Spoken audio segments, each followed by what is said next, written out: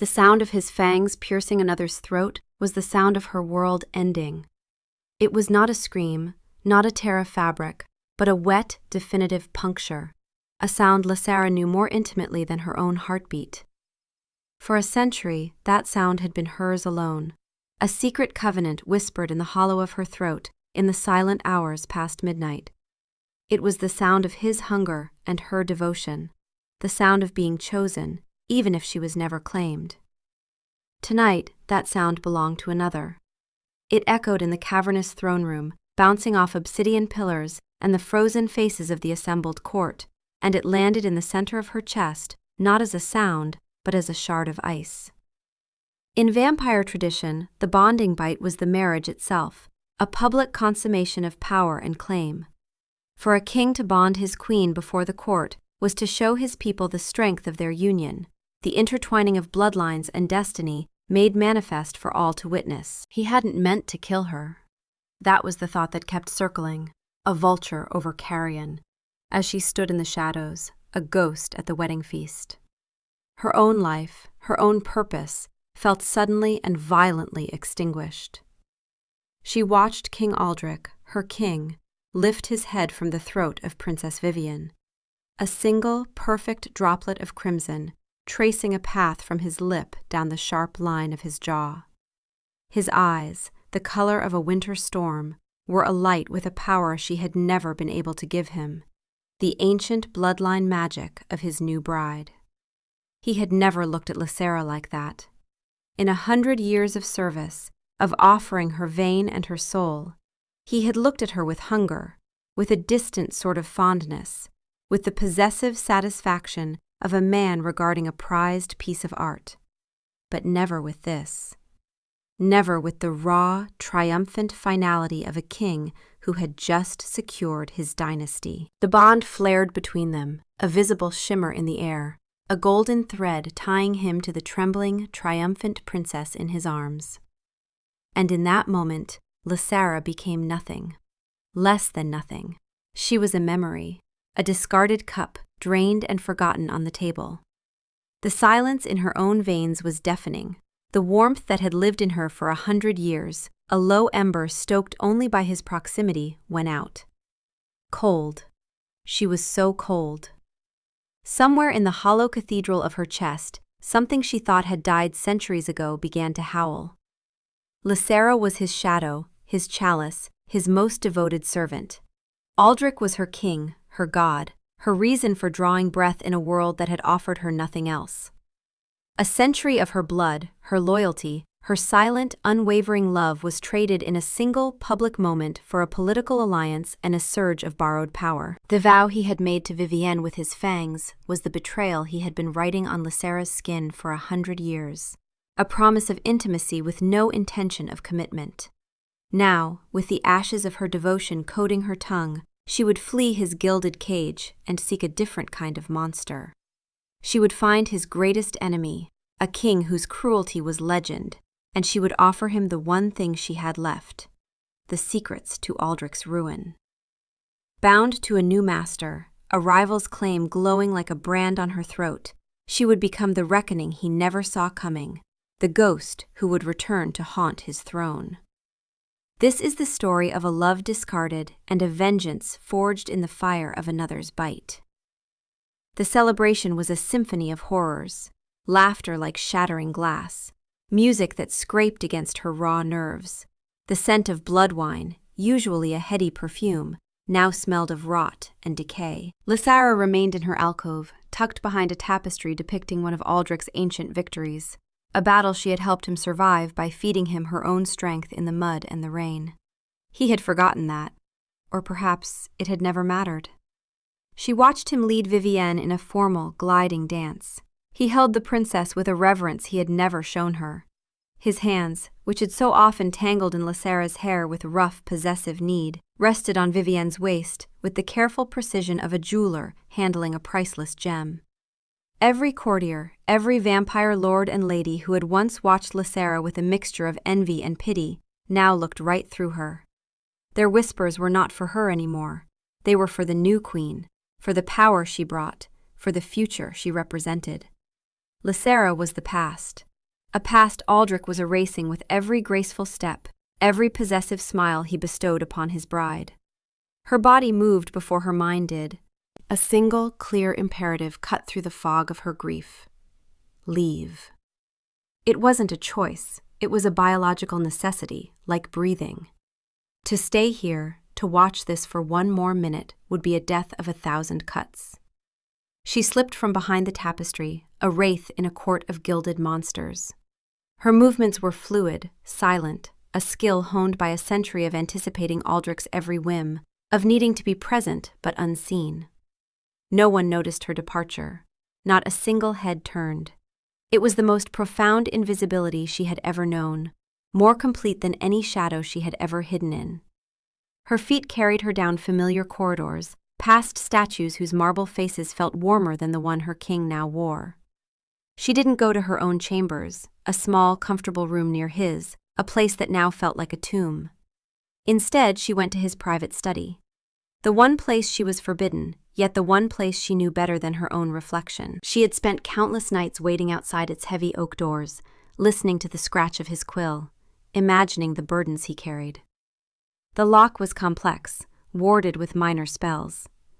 Aldrich had assumed loyalty was his greatest security. He had been wrong.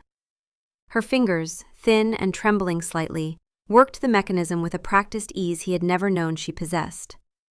She had learned his secrets not to betray them, but to better serve him, to understand the mechanics of his life so she could smooth its edges. The irony was a bitter acid in her throat. The door swung open on silent, well-oiled hinges.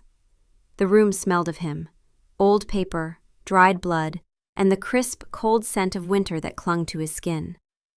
For a moment she faltered. The pain was a physical blow, knocking the air from her lungs. This room was the heart of him, the sanctum of the man she had loved, and she was violating it. Good. The thought was a spark of heat in the encroaching ice. Let it be a violation. He had violated her soul. This was nothing. Her target was not gold or jewels. She sought something far more valuable. On his massive desk, beneath a heavy paperweight carved from a single piece of obsidian, lay copies of the strategic maps of the Northern Territories, the borderlands he shared with his sworn enemy, King Dmitri. She saw the troop placements, the patrol routes, the secret supply lines she herself had helped establish. He kept the originals in his vault, she knew, but these working copies were updated weekly and held all the current intelligence. It was all there, the intricate web of Aldrich's military might, laid bare in ink and parchment. She rolled the maps carefully, her hands steady now, fueled by a purpose so cold and clear it burned. She tucked the scrolls into the deep pockets of her cloak. As she turned to leave, her eyes caught on a small leather-bound book on a side table. It was his current journal, one of many volumes he kept. She had never dared to touch any of them. It felt like trespassing on sacred ground. But the ground was no longer sacred. It was desecrated. The journal's ward recognized the passphrase he taught her decades ago, words he'd used when his eyes were too damaged to write himself after a brutal battle, when he'd trusted her with his most private thoughts, dictating entries while he healed. He'd never changed the protection spell. Why would he? She had been so utterly loyal. With a surge of self-loathing and desperate curiosity, she whispered the words and felt the magic yield. She took the journal. Her escape from the citadel was a blur of calculated risks. She used the servants' passages, a labyrinth she knew as well as the lines on her own hand. Twice she flattened herself into the darkness as patrols of the King's Guard marched past, their armor clanking, their voices full of praise for their new queen. Each word was another twist of the knife. She felt no fear, only a strange, hollow calm. The part of her that could feel fear had been cauterized in the throne room. All that remained was the hard, unyielding core of her resolve. She reached the outer wall, a sheer cliff of polished black stone that dropped 1,000 feet to the jagged rocks below. For anyone else, it would be suicide. For her, it was the only way out. She pulled out the small silver talisman he'd given her 50 years ago, a key to the emergency passage known only to the royal family. "In case you ever need to reach me urgently," he'd said, pressing it into her palm after a close assassination attempt. "This opens a passage in the eastern wall. Use it if the castle is ever compromised." She'd never used it. Until now. She pressed the talisman against a section of seemingly solid stone, and ancient mechanisms groaned to life. A narrow opening appeared, revealing a steep, treacherous stairway carved into the cliff face itself. She entered without hesitation and began her descent. The wind whipped her cloak around her, trying to tear her from the narrow steps, but she held on. She was a creature of shadow and stone, fueled by a century of swallowed pain. As she reached the bottom, bruised and bleeding, but alive, she looked back up at the fortress of Night Hollow. It glittered with cold, distant lights, a jewel box full of poison. She turned her back on it and did not look back again. The long, desperate journey to the lands of King Dimitri, to the heart of the enemy, had begun. The maps were her offering. The journal was for her.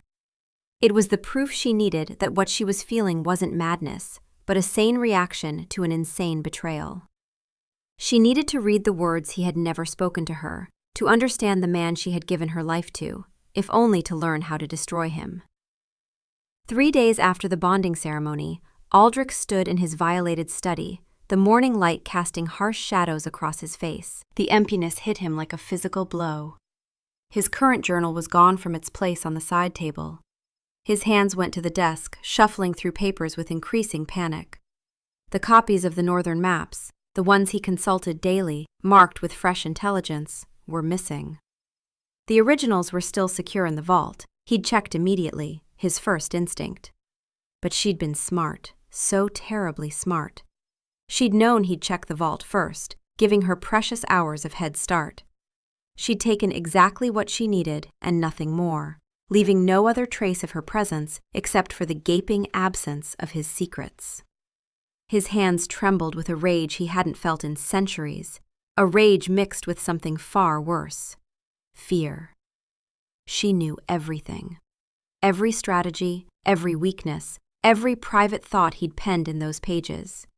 And she was gone. He'd sent Captain Soren, his finest shadow and most lethal tracker, after her within hours of discovering the theft. "Bring her back alive," he'd commanded, his voice tight with barely controlled fury. "Whatever it takes, she has information that could destroy us." Soren had been gone for 5 days, and each day that passed was an eternity of not knowing. When the captain finally returned, Aldrich was standing at the window of his solar, staring eastward as if he could see across the hundreds of miles to where she'd fled. The door opened and Soren entered, his dark leathers dusty from hard travel. He knelt, his scarred face grim. "My lord, I tracked her across the wastes. She moves like a ghost, I'll give her that. She knew the terrain, knew how to hide her trail." Aldrich's jaw tightened. "And?" The word came out like a whip crack. "I caught up to her at the Grey Maw Canyon, at the border. I engaged her there." Soren's expression darkened. "She fought well enough to delay me, better than I expected. But she wasn't trying to win. She was buying time. Dimitri's patrols were waiting on the other side. She'd timed her arrival perfectly, knew their schedule. By the time I could have followed, she was inside Volkov's walls, surrounded by his warriors." The captain's voice dropped. "She's under his protection now, my lord. She's beyond our reach. I failed you." Aldrich said nothing for a long moment. He simply stared out the window, his hands gripping the stone sill until his knuckles went white. She was lost to him, truly, irrevocably lost. And worse, she was with him, with Dimitri. "Leave me," he finally said, his voice hollow. Soren bowed and left without another word, the door closing with a soft click that sounded like the ceiling of a tomb. The journey east was a crucible. The frozen plains between Aldrich's domain of Night Hollow and Dimitri's realm of Umbervale were unforgiving, a wasteland of biting wind and skeletal trees. Lysera traveled by night, hiding during the cruel light of day, a habit ingrained from her years in a vampire court. She ate little, slept less. The exhaustion was a heavy cloak, but it was welcome. It dulled the edges of the screaming void inside her. She knew she was being followed. On the second night, she'd spotted movement in her peripheral vision, a shadow that moved with purpose. Aldrich's hunter. She'd expected it. She pushed herself harder, using every trick she'd learned from watching his trackers over the decades. False trails, backtracking, hiding her scent in streams swollen with snowmelt. But he was good, terrifyingly good, and he was gaining on her. During the endless, dark hours of walking, her mind replayed the last century in torturous, vivid fragments. She remembered the first time Aldrich had fed from her. She had been a human orphan, barely surviving in a village on his lands, and he had found her during a raid. Instead of killing her, he had seen something in her eyes, a stillness, a lack of fear, that intrigued him. He had taken her back to his fortress, and in the cold, terrifying splendor of his court, he had made her an offer. Her blood, her life, in exchange for protection, for a place. It wasn't a choice.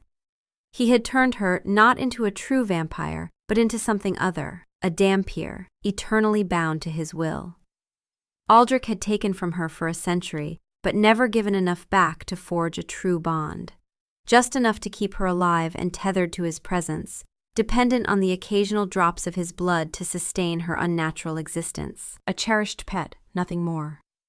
She remembered the quiet intimacy of their feedings, the weight of his body pressing her into velvet cushions, the hypnotic calm that preceded the bite, the dizzying, ecstatic rush as he drank. He would murmur things into her hair, fragments of his burdens, his frustrations with the court, his endless war with Dmitri. She had mistaken this for confidence, for a unique and special trust. Now she saw it for what it was, the thoughtless musings of a man talking to a beautiful, silent mirror. He hadn't been confiding in her, he had been thinking aloud to himself. The realization was more humiliating than the public rejection. All those moments she had treasured, hoarding them like jewels, were nothing more than scraps from his table. He had starved her of true affection for so long that she had learned to feast on crumbs. She remembered Lord Matthias, 30 years ago, a sharp-minded strategist who had dared to ask her opinion on a border dispute in Aldrich's presence during a council meeting. Aldrich had gone very still, his storm-gray eyes fixing on the Lord with an intensity that made the room go cold. Then he'd smiled, that cold, terrible smile. "Lysera is decorative, not advisory, my lord," he'd said, his voice silk over steel. "Surely you understand the difference between a beautiful ornament and a counselor. Or have you been at your estate so long you've forgotten how a proper court functions?" Matthias had been demoted within the week, sent to manage a remote, insignificant outpost. The court had learned quickly, acknowledge her mind, lose your position. After that, no one ever asked her opinion again. They'd treated her as exactly what Aldrich had declared her to be, a lovely, empty-headed creature who existed only to feed their king and grace his arm. He had deliberately, systematically ensured that she would never be seen as anything more.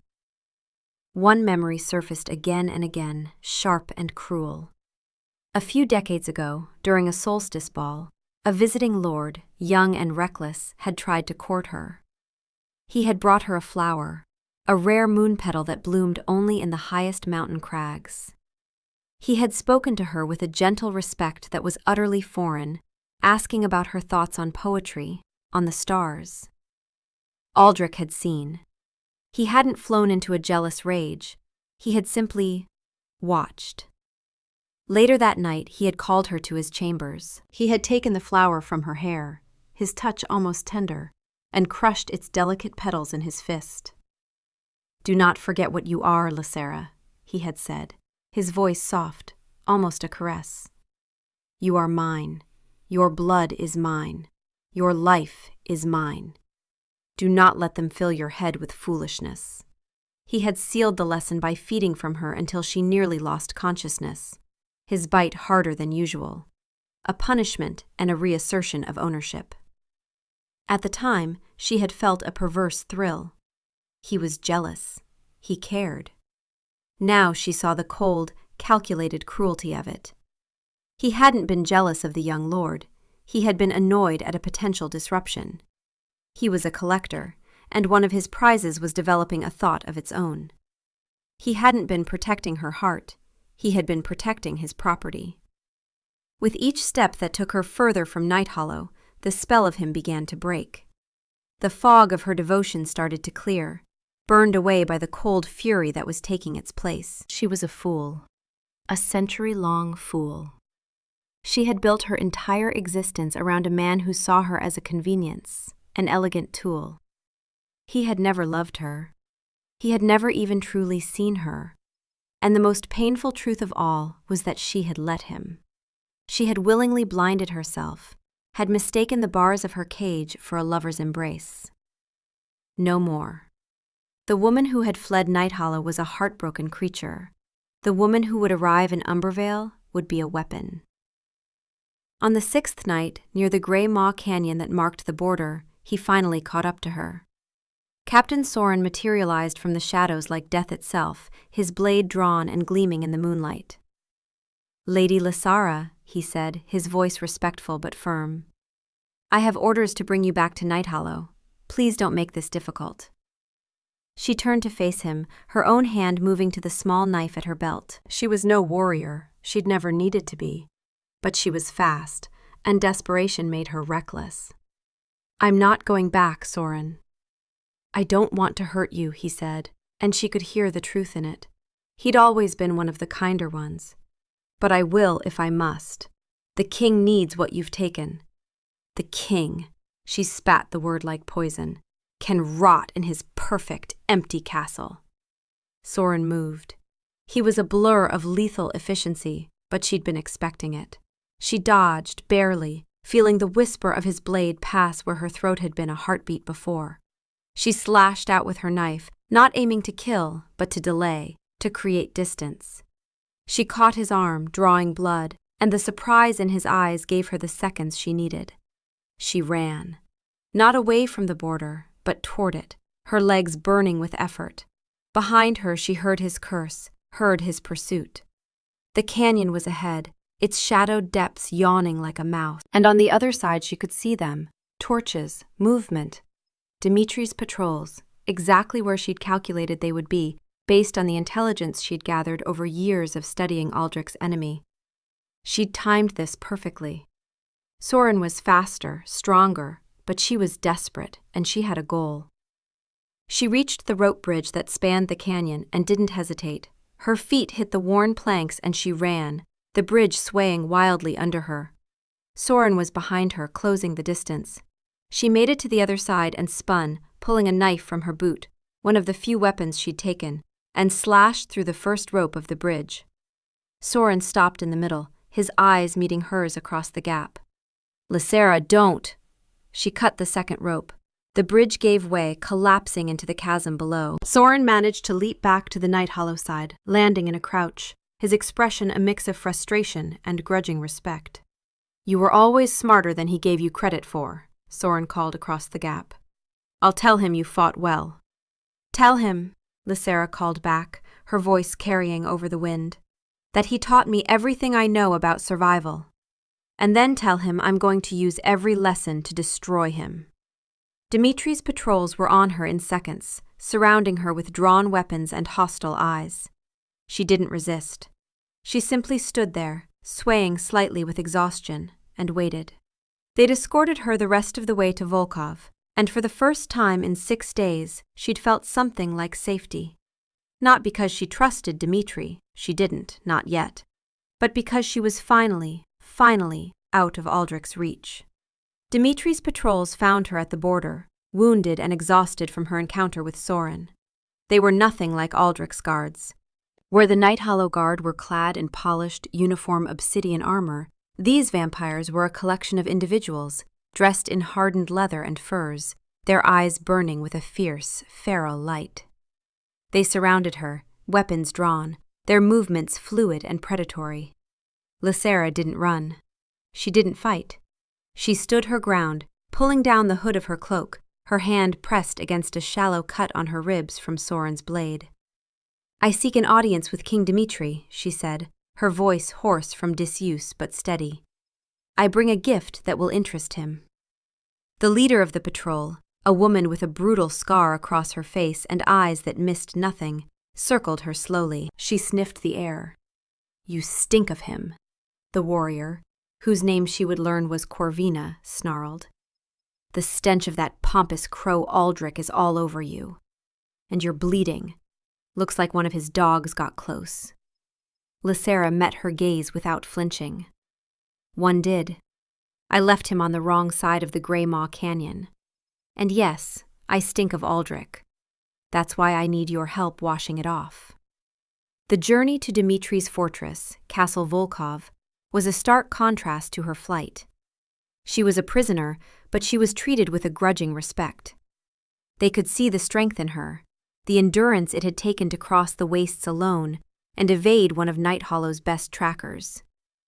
Castle Volkov itself was a shock. Where Nighthollow was a spire of cold, elegant beauty, a monument to control and perfection, Volkov was a sprawling, brutish fortress built into the heart of a mountain. It was a place of firelight and shadows, of raw stone and dark wood, alive with the sounds of sparring, laughter, and argument. It felt less like a court and more like a war camp. She was led directly to the throne room. It was not a hall of state, but a great hall, dominated by a massive hearth where a whole tree seemed to be burning. At its center, on a throne carved from the mountain's living rock and draped in wolf pelts, sat King Dmitri. He was not what she had expected. The legends painted him as a savage, a mindless beast. The man on the throne was large, powerfully built, with a wild mane of dark hair and a beard that did nothing to soften the sharp angles of his face. But his eyes were ancient and intelligent, glowing with the embers of the great fire. He watched her approach with a predatory stillness that was far more terrifying than any overt threat. "The little bird from Nighthollow," Dmitri rumbled, his voice a low growl that vibrated in her bones. "I am told you flew a very long way to sing for me, and that you put quite a scratch on Captain Sorn in the process. What song do you bring, little bird? A plea for mercy? A declaration of war from your master?" Lysera walked to the center of the hall, the eyes of his court like daggers on her back. She stopped before the dais, but she did not grovel. She met his gaze. "I no longer have a master," she said, her voice ringing with newfound clarity in the vast hall. "And I bring you a symphony." With a single, fluid motion, she reached into her cloak and pulled out the scrolls. She let them unroll onto the stone floor. The detailed maps of Aldrich's defenses, his weaknesses, lay exposed in the firelight. A collective gasp went through the hall. Dmitri leaned forward on his throne, his eyes narrowing, the lazy predator suddenly alert. "This is Aldrich's northern command," he said, his voice sharp with disbelief and dawning avarice. "Every patrol, every ward, every weakness. These are recent. I can see fresh notations." "Everything," Lysera confirmed. "Updated as of 3 days ago. A gift. A down payment for a service I require." Dmitri rose from his throne. He was even larger on his feet, a true giant of a man, radiating an aura of raw power that made Aldrich's seem like a pale imitation. He descended the steps and stopped before her, looming over her. He bent down, not to inspect the maps, but to inspect her. He inhaled deeply, his gaze fixed on the side of her neck. "He fed from you," Dmitri stated, a note of something unreadable in his voice. "For a long time. His scent is woven into your soul. But there's no true bond. He never gave enough back, never sealed the claim. You were sustained, kept alive and dependent, but never truly his." Lysera's chin lifted. "He drank from me. He never claimed me. He chose another." A slow, dangerous smile spread across Dmitri's face. It was not a kind smile. It was the smile of a wolf that had just cornered its prey, only to find the prey was offering its own throat. "And what service do you require from me, little bird?" in exchange for my rival's kingdom?" he asked, his voice dropping to a conspiratorial whisper. Here it was, the moment that would define the rest of her life. She looked up at this brutal, savage king, the monster from Aldrich's nightmares, and she felt no fear. Only a terrible, exhilarating sense of purpose. She went to one knee, a gesture of fealty she had only ever given to one other. "Bond me," she said, her voice as hard as the stone beneath her. "Claim me as yours, truly claim me, not the half-existence he kept me in. And I will deliver you his kingdom, piece by bloody piece." The silence in the great hall was absolute. The crackle of the fire was the only sound, each spark a ticking second in Lysera's new life. King Dimitri stared down at her, his face an unreadable mask of stone and shadow. The court held its breath. Lysera kept her gaze locked on his, her chin high, her offer hanging in the air like a drawn blade. This was the ultimate betrayal, the ultimate reclamation of her own agency. She was taking the one thing Aldrich had valued her for, her blood, her existence, and offering it to his mortal enemy. It was a declaration of war written in her own veins. Dimitri's eyes, those burning coals, scanned her face, searching for a lie, for a trick. He saw none. He saw only the raw, gaping wound of her betrayal, and the cold, hard diamond of her resolve that was forming within it. He had fought Aldrich for centuries. He knew his enemy's pride, his arrogance, his meticulous control. He knew that Aldrich would never suspect this. A servant, a docile, beautiful creature of his own making, turning on him with such venom?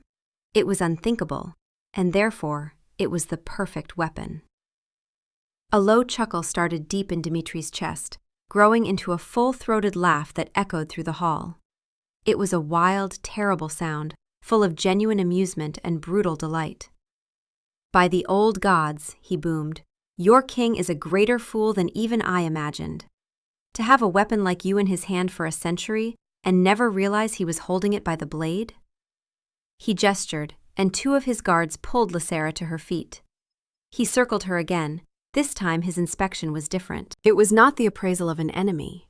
It was the appraisal of a master weaponsmith examining a rare and flawless piece of steel. "You understand what you are asking," he said, his voice serious now, all trace of laughter gone. "A true bond with me is not like what you had with him. Aldrich collects things, keeps them in pretty cages. I forge them in fire. A real bond is not one-sided taking.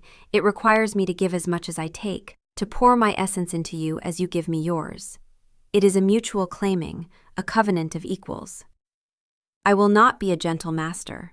I will demand everything from you, your knowledge, your strength, your pain. I will melt you down and remake you into what I need you to be, and once it is done, there is no going back.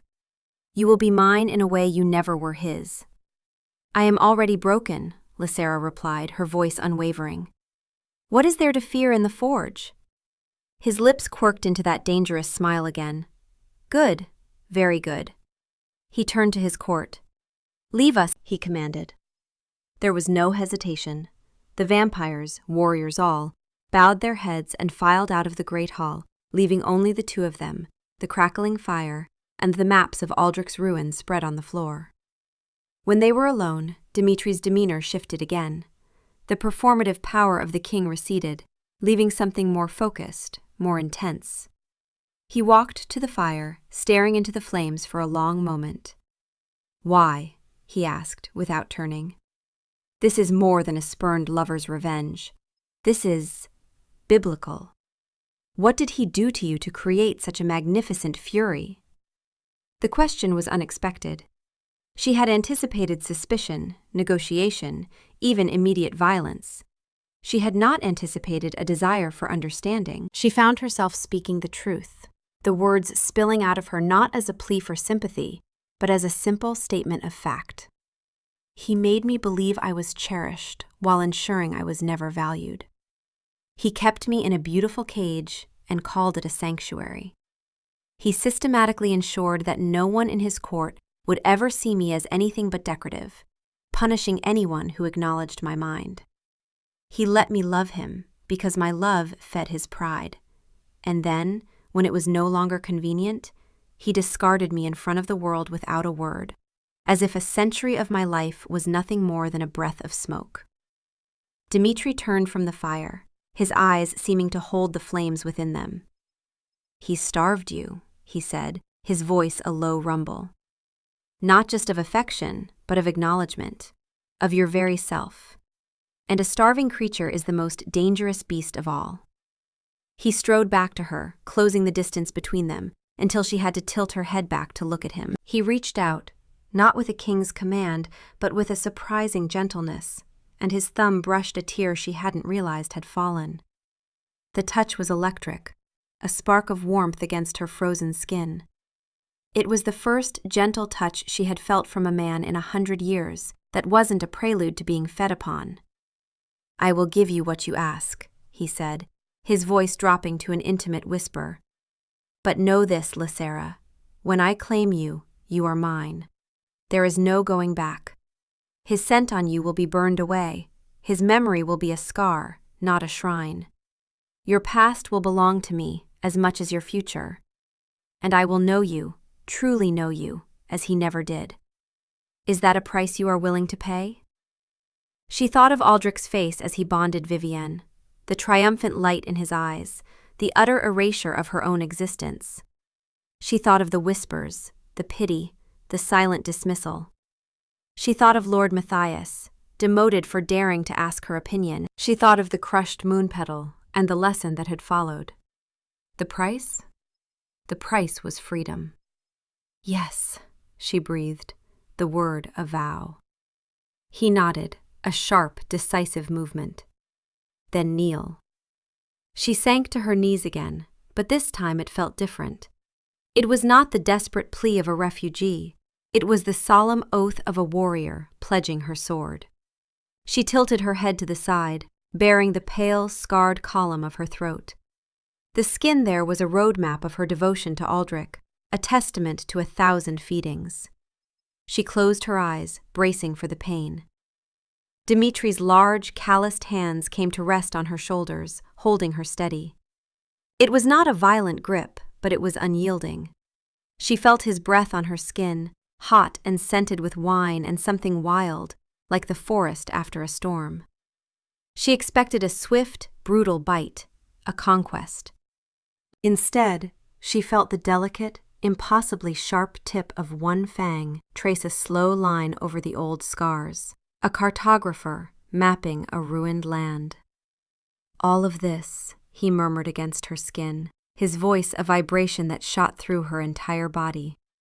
"All this loyalty, all this pain, wasted on him." And then he bit down. The pain was blinding, a starburst of agony far sharper and deeper than anything Aldrich had ever inflicted. Aldrich's bite was a needle, precise and controlled. This was an anchor, a claim, digging into her very essence. A guttural cry was torn from her throat, but through the pain, something else poured into her. Power. Not the cold, sterile power of Aldrich's ancient bloodline, but something raw, elemental, and fiery. It was the strength of the mountain, the fury of the storm, the heat of the fire in the hearth. And then, just as she thought she might break from the intensity, he withdrew his fangs and tore open his own wrist with his teeth. Blood, dark and rich and smelling of iron and earth and wild things, welled up. He pressed the wound to her lips. "Drink," he commanded, his voice rough. "A true bond is not one-sided. Aldrich took from you for a century and gave back only enough to keep you alive, to keep you dependent. That is not a bond, that is a leash. This is different. Drink until you are full, until my blood and yours are indistinguishable, until there is no question that you are mine and I am yours." She drank. The taste of him was overwhelming, savage and untamed, and utterly unlike the controlled, cold essence Aldrich had occasionally granted her. It rushed through her veins, a scorching river, burning away the last vestiges of Aldrich's influence, rewriting her very nature. It felt like dying and being born all at once. She could feel his life force mingling with hers, forging a connection so profound it stole her breath. This was no mere feeding. This was not a taking. This was a covenant sealed in blood and agony, and a terrifying, thrilling sense of belonging. When he finally drew his wrist away and the wound closed with supernatural speed, she slumped forward, her strength gone, resting her forehead against his chest. He did not push her away. His hands remained on her shoulders, steadying her. She was gasping, her body trembling, her throat on fire, her mouth still tasting of his blood. He was right. She was his now, completely. And as the white-hot pain began to subside, replaced by a thrumming, vital energy she had never felt before, she knew she had made the right choice.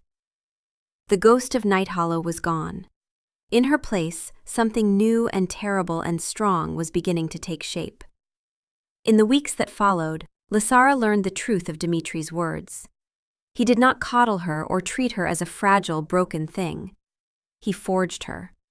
Her days were a blur of grueling training. Under the brutal tutelage of Corvina, the scarred warrior who had captured her, she learned to fight. She had always been swift and silent. Her Dampier nature had given her speed and strength she'd never properly trained. But she had never been a killer. Now she learned the art of the blade, the bow, the silent strike that could fell a sentry. Corvina was a relentless instructor, pushing Lysara past every limit she thought she had. "You're fast," Corvina would bark, circling her in the training yard. "But you fight like you're afraid to get hit. You want to hurt Aldrich? Stop fighting like his pet and start fighting like his nightmare."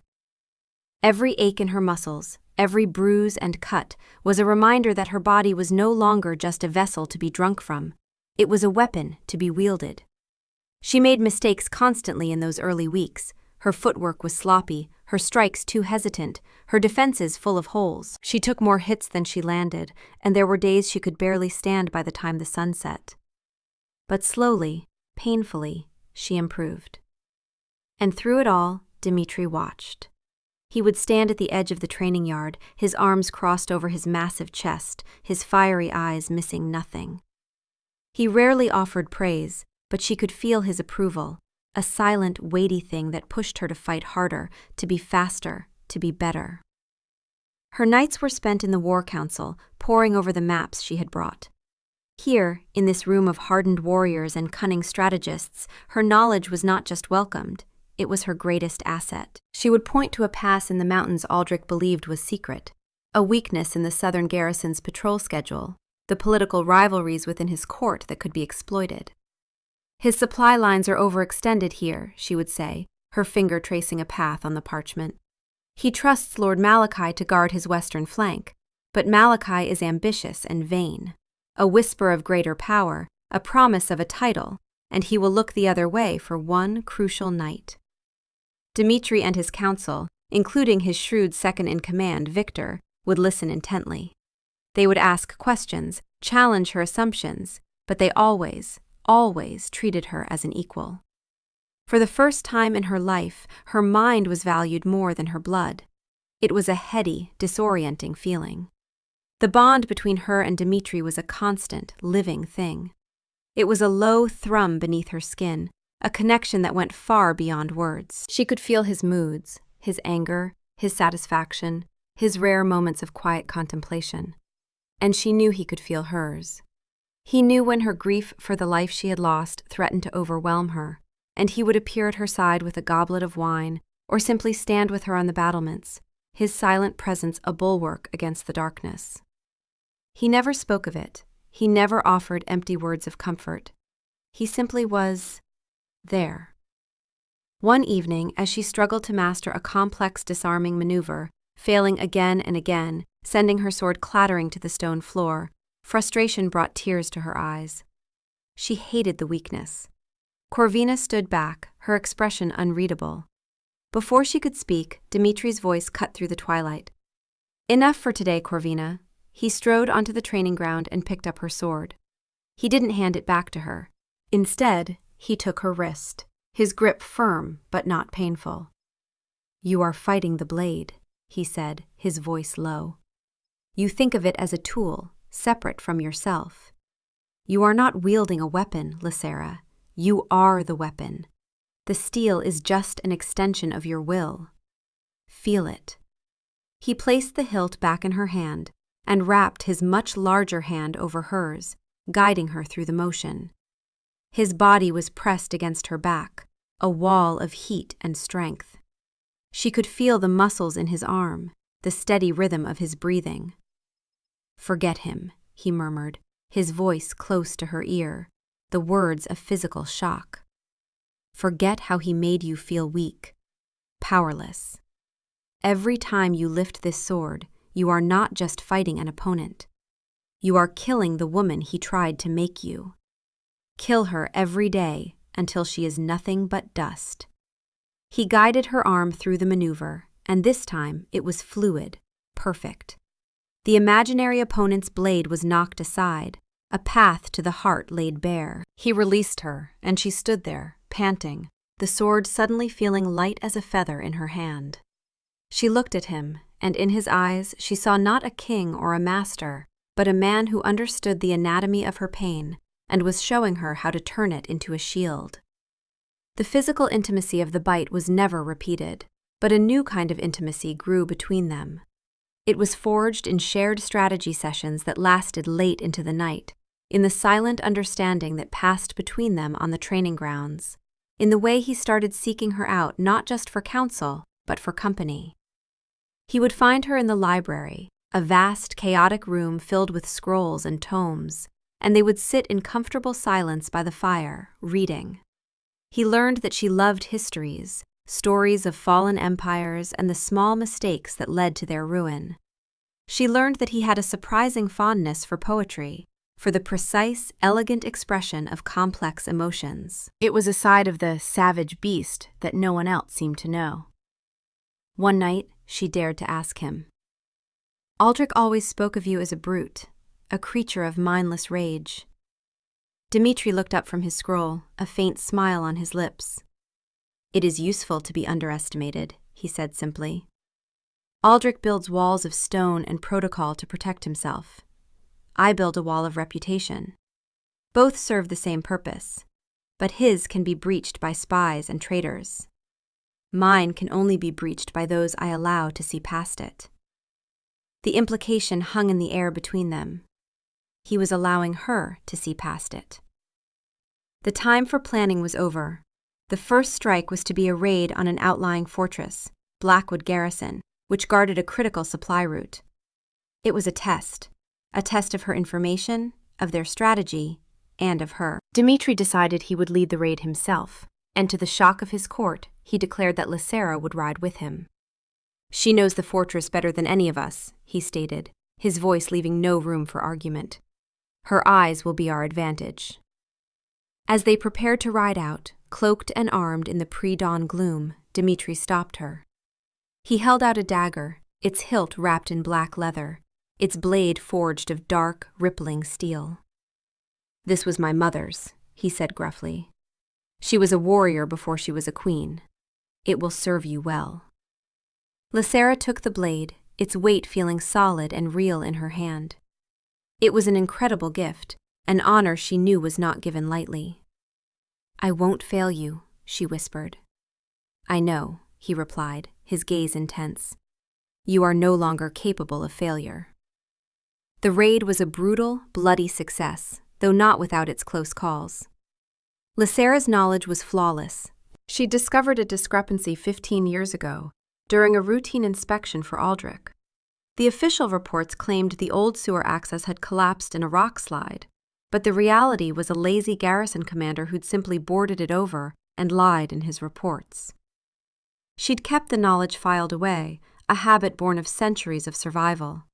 Information was the only currency she'd ever had. She led a small, elite team, including Corvina, through that hidden grate. They moved through the fortress, slitting throats and disabling alarms, sowing chaos from within before Dmitri's main force even breached the gates. Lysera fought with a cold, detached fury, Dmitri's words echoing in her mind. With every enemy she cut down, she felt the ghost of her former self grow fainter. But her inexperience showed. She was fast, but her technique was still rough. She hesitated at crucial moments, her strikes not quite landing where they should. At the height of the battle, she was cornered by two of Aldrich's guards. She dispatched one with the skills Corvina had beaten into her movements more desperation than grace. But the other was a veteran, strong and fast. He disarmed her, sending her sword spinning away, and lunged. His blade was aimed at her heart, and for a frozen moment, she knew she'd made a fatal mistake. Just as his blade was about to find her heart, a massive shadow fell over them. Dmitri was there. He caught the guard's sword arm in one hand, snapping the bone with a sickening crack. With his other hand, he drove a dagger into the guard's heart.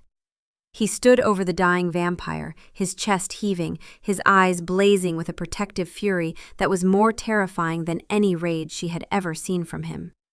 He turned to her, his eyes scanning her for injuries. "Are you hurt?" he growled. "No," she breathed, shaken but unharmed. He pulled her to her feet, his hand lingering on her arm for a moment too long. "Good," he said, his voice tight. "You fought well for someone with only weeks of training, but you're still learning. Stay closer to Corvina for the rest of this." It wasn't a rebuke. It was a reminder that she was still becoming what she needed to be. "The war has just begun, and I need you alive for all of it." They burned the garrison to the ground, a fiery beacon of defiance that would be seen all the way to Night Hollow. As they rode away, the flames lighting up the dark sky behind them, Lysera felt the last of Aldrich's hold on her turn to ash and smoke. She looked over at Dmitri, his harsh profile illuminated by the fire of their victory, and felt a new, unfamiliar warmth spread through her chest. It wasn't the desperate, pleading love she had felt for Aldrich. It was something else. Something forged in fire and respect, and a shared thirst for vengeance. It was terrifying, and it was undeniably real. The news of Blackwood Garrison's fall struck Night Hollow like a physical blow. Aldrich stood on the balcony of his solar, staring eastward into the dawn, imagining the pillar of smoke he could not see. Malachi, his second in command, delivered the report with a grim face. "The attack was surgical, my lord. They knew the patrol shifts. They knew about the sewer access we thought was sealed 50 years ago. It was as if they had our own maps." Aldrich's hand tightened on the stone balustrade, his knuckles white. He knew. He didn't need to be told. There was only one person who possessed such intimate knowledge. "Lysera," he whispered, the name tasting like poison and regret. Malachi shifted uncomfortably. "My king, surely not.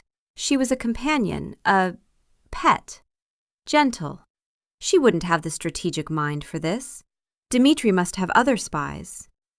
"You mistake enforced docility for stupidity, Malachi," Aldrich cut him off, his voice deadly quiet. His storm-gray eyes were glacial as he turned on his second. "I made the court treat her as mindless decoration. I punished anyone who acknowledged her intellect. Remember Lord Matthias? I did that deliberately, systematically, to ensure she would never be seen as anything but an ornament. I kept her at my side for a century.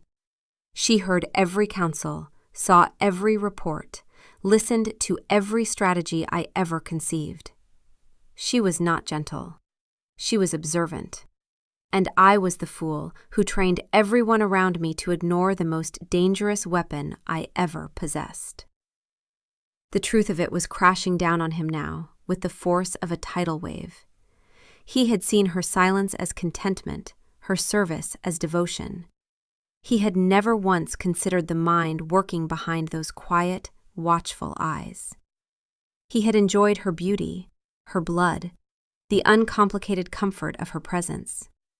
He had used her as a sounding board, a living diary, never imagining she was retaining, analyzing, understanding. He had dismissed her potential so thoroughly that he'd convinced himself it didn't exist. He dismissed Malachi with a wave of his hand and stalked back into his study. The room felt wrong, empty. He realized with a jolt that he missed her presence, the quiet rustle of her gown as she waited by the door, the way she would have a cup of warmed blood wine ready for him without being asked. Small things, insignificant things, things he was now realizing were the very bedrock of his daily existence. His eyes fell upon the small table where he kept his journal. The empty space mocked him. She had taken it. She had read his private thoughts, his doubts, his frustrations, his secret contempt for the sycophants in his court. She had read the pages where he described her as a beautiful, placid creature, a comfort, but lacking the fire and ambition a true queen requires. The words, written in a moment of detached political calculation, now felt like a self-inflicted wound. He had not just discarded her, he had dissected her, judged her, and found her wanting for a role he had never even offered her. His new bride, Vivienne, entered the study, her movements a graceful glide. "Aldrich, my love," she began, her voice like chimes. "The emissaries from the south are waiting." "Leave me," he said, his voice rough. She stopped, her perfect face a mask of confusion and hurt. "But you said—" "I have changed my mind," he snarled, turning to face her. "Leave me, now." She flinched as if struck and fled the room. He was immediately awash with guilt. It was not her fault. She was everything he had told himself he wanted. Powerful, well-connected, a queen who could stand beside him as an equal. But her presence was a constant, grating reminder of his mistake. Her blood magic was potent, but it was a wild, chaotic force he struggled to integrate with his own controlled, ancient power. It was not the simple, pure strength he had drawn from Lysera, a strength that had calmed and centered him for 100 years. He sank into his chair, the one Lysera had always stood beside, and put his head in his hands. The memories came unbidden. Lysera, tending to a wound on his arm after a skirmish, her touch so gentle. Lysera, reading to him from ancient texts when his eyes grew weary. Lysera, smiling a small, secret smile when he said something that amused her. He had taken it all for granted. He had assumed it was his due, the perquisite of his station. He had never considered what it cost her. He had never considered her at all. And Dimitri. The thought of her with him was a physical agony. Dimitri, the savage, the brute. Aldrich had always pitied the man for his lack of refinement, his coarse court, his primal approach to power. But Dimitri was no fool. He would see Lysera for what she was. He would see the intelligence Aldrich had ignored, the strength he had mistaken for subservience. He would not just drink from her. He would listen to her. He would arm her. The image of Dimitri's fangs in her throat, marking her, claiming her in the way Aldrich never had, was a vision from a nightmare. It was a violation of something he hadn't even realized was his until it was stolen. But it wasn't stolen, a cold voice of reason whispered in his mind. It was thrown away. He was the one who had driven her into the arms of his enemy. This was a war of his own making, born from a century of casual cruelty and a single moment of catastrophic pride. He stood and walked to the map on his wall. He looked at the smoking ruin of Blackwood Garrison. It was more than a strategic loss. It was a message from her, and it said, "You never saw me. Now you will do nothing but watch me." He finally understood the magnitude of his error. He had not lost a servant. He had created an adversary, one who knew his every secret, his every weakness, his every fear. And she would not stop until the entire map was scorched black. The war escalated. Lysera and Dimitri were a devastating combination. Her intricate knowledge of Aldrich's psyche and strategies, paired with Dimitri's bold, unpredictable tactics, dismantled Aldrich's kingdom piece by piece. They sowed dissent among his vassals, turning ambitious lords against him with promises of power. The very same method Lysera had warned Dimitri about, the same weaknesses she'd observed for decades. They struck at his supply lines, starving his armies.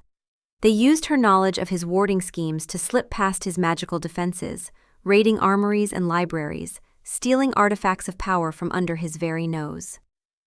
With every victory, the bond between Lysera and Dimitri deepened. It was no longer just a contract for revenge. It was a partnership forged in the heat of battle. They learned to move as one, to anticipate each other's thoughts. A shared glance across a battlefield was enough to communicate a complex change in strategy. He taught her how to embrace the wild, feral strength of his bloodline. She, in turn, taught him the value of patience, of the quiet, subtle maneuver that could achieve more than a frontal assault. They were fire and shadow, a storm and the silence that preceded it. One night, after a particularly hard-won battle, they stood on a hillside overlooking a valley that now belonged to them. The air was cold, smelling of pine and blood. "We've driven him back to the capital," Lysera said, her voice quiet. "He'll be fortifying Night Hollow. It's impenetrable." "No fortress is impenetrable," Dmitri countered, his voice a low rumble beside her. "It only feels that way from the outside." He looked at her, his expression serious in the moonlight. "You are the key, Lysera. You can walk through his front door, and his guards will see only a ghost." The thought sent a chill down her spine that had nothing to do with the cold. To return to Night Hollow, to the place of her humiliation, the place that had been her entire world. "I can," she said, her voice barely a whisper. "But he will be waiting for me." "I will be with you," Dmitri said. It was not a boast. It was a simple, solid statement of fact. "When you face him, you will not be alone." He reached out and tucked a stray strand of hair behind her ear, his calloused fingers surprisingly gentle against her skin. "He took a century from you, Lysera. It is time you took back his throne." The plan was audacious. Lysera, cloaked and hooded, would use her knowledge of the Citadel's ancient, forgotten passages to gain entry for a small, elite force. She would lead them to the heart of the fortress, the throne room. There, they would open the main gates from the inside, allowing Dmitri's army, waiting silently outside, to pour in. It was a plan that relied entirely on her courage, her knowledge, her ability to face the ghosts of her past. The night of the infiltration was moonless, the sky a blanket of oppressive black. Lysera stood before a section of the Citadel's outer wall that looked like solid rock. She ran her hand over the cold stone, finding the hidden panel that would accept the silver talisman Aldrich had given her so long ago. She pressed the key against the stone, whispering a prayer to gods she didn't believe in. With a low groan of grinding stone, a section of the wall slid inward, revealing a dark, narrow passage, the emergency escape route meant only for the king. She led Dmitri, Corvina, and a dozen of his best warriors into the suffocating darkness. The air was stale, thick with the dust of ages. As they moved through the secret corridors that snaked through the bones of the castle, memories assaulted her. A turn here led to the kitchens, where she had once snuck sweets as a young, newly turned girl. A passage there ran behind the great library, where she had spent countless hours reading. Each step was a step back in time, and with each step, the old pain, the old love, the old life threatened to rise up and choke her. Dmitri must have sensed her turmoil. His hand found hers in the darkness, his grip firm and grounding. He didn't speak, but the message was clear through their bond. "I am here. You are not that woman anymore." His strength flowed into her, and she pushed the ghosts away. They reached a grate that looked down into the main hall, just outside the throne room. The castle was on high alert. Guards were everywhere, their armor gleaming in the torchlight. Aldrich was expecting an assault on the walls, not a betrayal from within. Lysera watched them, her heart pounding a heavy, steady rhythm. These men, she had known some of them for decades. They had been kind to her, in their own way. Now she was leading their enemies to kill them. The cost of her vengeance was laid bare. But then she saw him. Aldrich stood by the great doors of the throne room, Vivian at his side. He looked tired, worn, the pristine arrogance she had always known replaced by a grim, haunted tension. And she felt nothing. Not pity, not love, only the cold, clean desire to see this through to the end. She gave the signal. Her team moved with silent, deadly grace. They dropped into the hall like spiders from a thread, blades flashing in the torchlight. The guards were taken completely by surprise. The fight was short and brutal. Dimitri moved like a whirlwind of destruction, a force of nature that Aldrich's polished, disciplined guards could not hope to contain. Lysera fought by his side, her mother's dagger a blur in her hand. She was no master warrior. She still made mistakes, took hits she shouldn't have, but she was competent enough, and more importantly, she was relentless. She was no longer killing soldiers. She was erasing the last remnants of her own past, cutting the final threads that tied her to this place. Soon, the hall was silent, save for the groans of the dying. Dimitri's warriors moved to the great gates, beginning to work the massive winch. Lysera's eyes were fixed on the throne room doors. They swung open. And there stood Aldrich. He wasn't looking at the carnage in the hall. He was looking only at her. His face was a canvas of shock, pain, and a dawning, terrible understanding. "Lysera," he breathed. He stood there, framed by the grand archway of his throne room, looking every bit the king she had once worshipped. But the image was cracked, the illusion shattered. Behind the regal bearing, she saw the weary lines around his eyes, the faint tremor in the hand that rested on the hilt of his sword. He looked at her not as a traitor, but as a phantom, a ghost come to haunt him. Vivienne was behind him, her beautiful face pale with terror, her much-vaunted blood magic seeming to fail her now in the face of this raw, physical intrusion. "You," Aldrich said, his voice a hoarse whisper that carried across the blood-slicked floor. He took a step forward, his eyes never leaving hers, ignoring Dimitri and the other warriors as if they were mere set-dressing for this final, personal confrontation. Lysera looked at Dimitri. His face was implacable. By the laws of their kind, Aldrich's life was forfeit. She could order his execution and no one would question it. Dimitri placed a hand on Lysera's shoulder, a silent offer of support, but she subtly shook her head. This was hers. "You taught me how to be invisible, Aldrich," Lysera said, her voice steady and clear, echoing in the sudden silence. "I'm just using the lessons you taught me so well." She walked toward him, her steps measured and deliberate, her boots making soft sounds on the stone stained with the blood of his men. She stopped 10 feet from him, close enough to see the conflict in his storm-gray eyes. "Why?" he asked, the single word laden with a century of shared history. "Did it mean so little to you? All that time? Was it all a lie?" A bitter laugh escaped her lips. "A lie? No, it was the truest thing in my life. I adored you. I would have died for you. I did die for you, a little bit, every day. The lie, my king, was yours. You let me believe I was cherished when I was merely convenient. You kept me like a prized hawk, beautiful and hooded, and never once thought to let me fly.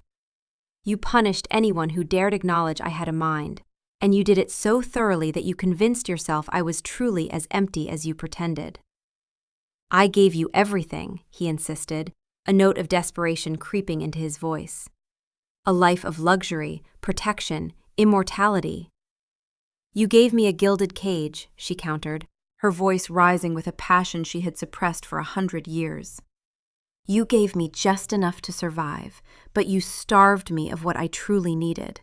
Acknowledgement, respect, a true bond, not the half-existence you kept me in.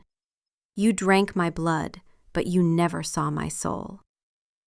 From the corner of her eye, she saw the main gates begin to swing open, revealing the sea of Dimitri's waiting army, a tide of dark steel and burning eyes ready to flood the castle.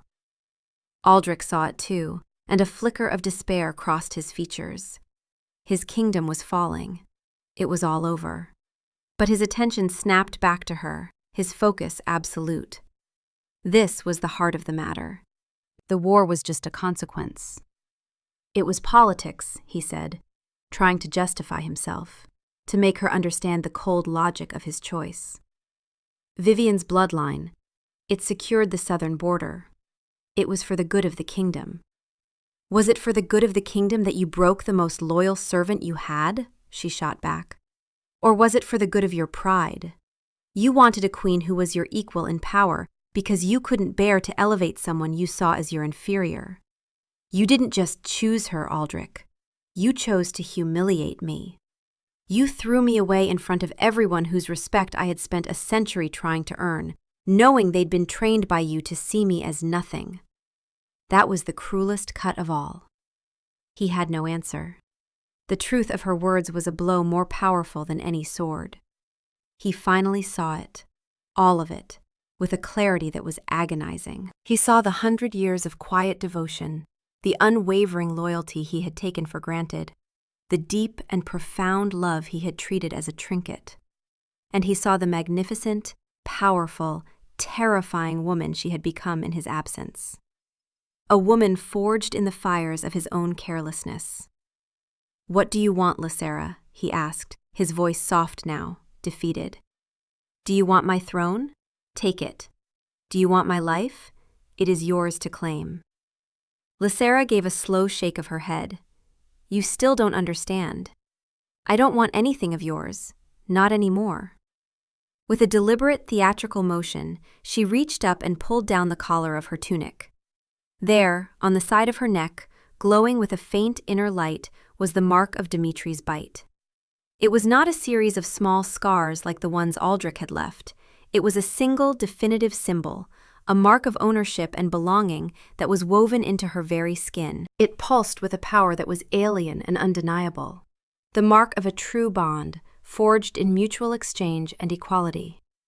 "You drank from me for a century, but you never claimed me," she said, her voice dropping to a near whisper, each word a perfectly sharpened dagger. "He claimed me with one bite. And he gave me what you never did, a bond of equals, a true exchange of power and essence. I am his as much as he is mine. That is what you could never understand." The sight of the mark seemed to break him. It was the ultimate proof of his failure, the physical manifestation of his loss. He staggered back a step, his face ashen. His kingdom was lost, his army defeated, but the true wound was this: the sight of her, marked as another's, owned, cherished in a way he had never been capable of. Dimitri chose that moment to move. He strode forward, his presence filling the space, a dark and powerful storm. He came to stand behind Lysera, his hands settling on her shoulders, a gesture of silent, absolute possession. He leaned down, his fangs grazing the shell of her ear as he spoke, his words meant for both of them. "Mine," he growled, the word a possessive, triumphant rumble. "Always." Aldrich stared at them, at the brutal, savage king and the woman who should have been his. He saw the way Dimitri held her, not as a prize, but as a partner, a cherished weapon. He saw the way Lysera stood tall and proud in his embrace, not broken, not submissive, but empowered. He finally understood what he had starved himself of forever. It wasn't just her blood, it wasn't just her loyalty, it was her, the brilliant, fierce, incredible woman he had been too blind to see. The battle for Night Hollow was over. Dimitri's army flooded the citadel, meeting little resistance. The fight had gone out of Aldrich's soldiers when they saw their king's utter defeat. He did not resist when Dimitri's guards took his sword and forced him to his knees. He knelt in the ashes of his reign, on the cold stone of his throne room, his eyes still fixed on Lysera. Dimitri led her to the great obsidian throne. He did not take it for himself. He gestured for her to sit. Lysera looked at him, surprised, but he merely nodded, his eyes telling her this was her victory. She slowly ascended the dais and sat upon the cold, hard seat of power. It did not feel triumphant. It felt empty. It was just a chair. The power she had gained had nothing to do with it. She looked down at Aldrich. His head was bowed, his silver hair falling across his face. The great, proud king, brought low. The sight brought her no joy. Only a profound, weary sadness for the fool he had been, and the greater fool she had been for loving him. Dimitri stood beside the throne, a silent guard, his hand resting on its arm near her shoulder. He was the victor, the conqueror. But in this moment, he ceded the stage to her. "What will you do with me?" Aldrich asked, his voice muffled. Lysera looked at Dimitri. His face was implacable. By the laws of their kind, Aldrich's life was forfeit. She could order his execution and no one would question it. She could take her vengeance to its final, bloody conclusion. For a moment, she considered it.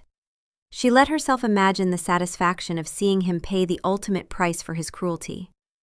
But the image felt as empty as the throne. Killing him wouldn't erase the scars. It wouldn't heal the wound. It would only make her like him, a ruler who destroyed things that were no longer convenient. "You will live," she said, her voice echoing in the vast, silent room. Aldrich looked up, his eyes wide with shock. "You will live, and you will watch. You will be stripped of your titles, your lands, your power. You will be a prisoner here, in this castle you built, and you will spend the rest of your long, immortal life watching as we build a better kingdom from your ruins. You will watch as Dimitri rules with the strength you lacked, and as I stand by his side, the queen you were too blind to see. That will be your punishment, an eternity of regret." It was a fate crueler than any quick death. He understood that. He bowed his head again, and this time it was a gesture of true surrender. The fight was gone. All that was left was the hollow shell of a man who had lost everything because he had valued nothing. Later, after the castle was secured and the new order was beginning to establish itself, Lysera stood on the same balcony where Aldrich had stood that morning. The sun was setting, painting the sky in hues of blood and gold. Dimitri came to stand beside her. They stood in silence for a long time, watching the day die. "Is it what you wanted?" he asked finally, his voice gentle. "Vengeance?" She considered the question. "I thought it was," she admitted. "But standing here now, it doesn't feel like a victory. It just feels quiet." "Vengeance is a fire that burns the ground clean," he said, turning to face her. "It is not meant to be a home. It is what you build on the cleared ground that matters." He reached out, his hand cupping her jaw, his thumb stroking her cheek. His touch was no longer just grounding, it was tender, a feeling she was slowly, cautiously, allowing herself to recognize. "We will build a home here, Lysera," he murmured, his fiery eyes soft. "Together." She leaned into his touch, a lifetime of tension finally beginning to uncoil in her soul. The howl in her chest had gone silent. The cold had receded. In its place was a small, fragile warmth she had never expected to feel again. It wasn't the frantic, desperate heat of her old devotion, but a slow, steady burn. A hearth fire. It wasn't the end of her story. It was the beginning. The past was a